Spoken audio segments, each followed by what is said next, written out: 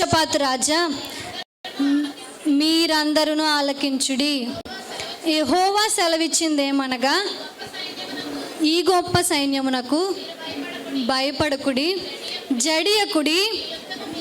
ఈ యుద్ధము మీరు కాదు, దేవుడే జరిగించును. రేపు వారి మీదకు పోవుడి. వారు జీజోను ఎక్కుడు మార్గమున వచ్చెదరు. అరణ్యమునందున్న వాగు వద్దకు వారిని కనుగొందురు.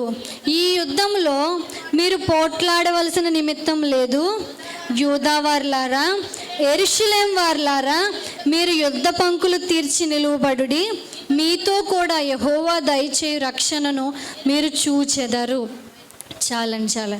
ఇక్కడ యెహోషాపాతు ప్రార్థన చేసిన తర్వాత దేవుడు ఒక ఐడియా ఇచ్చాడు, దేవుడు ఒక జవాబు ఇచ్చాడు, దేవుడు ఒక భరోసా ఇచ్చాడు. ఎలాగో తెలుసా? నువ్వు యుద్ధం చేయవలసిన అవసరము లేదు, నువ్వు యుద్ధం చేయవలసిన అవసరం లేదు. ఇప్పుడు ఏం చేయాలో అర్థం కావట్లేదు కదా.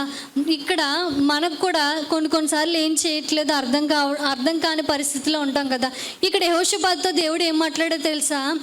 వాళ్ళ శత్రువులు ఎక్కడున్నారు యెహోషాపాతుకి తెలుసా? ఇప్పుడు మనం నేను ఇక్కడ ఉన్నానండి, నేను ఇక్కడ కాదు, కాకినాడలో ఉన్నాను. పెళ్ళి అవ్వకముందు కాకినాడలో ఉన్న నాకు ఆయన హైదరాబాద్లో ఉన్నాడని నాకు తెలుసా ఉన్నారని, లేకపోతే ఆయన ఏం చేస్తున్నారు నాకు తెలుసా? కానీ నాకు ఎవరు చెప్పారు? దేవుడు చెప్పాడు. మనకు కూడా ఏం చేయాలో తెలియలేనప్పుడు దేవుడు ఆయన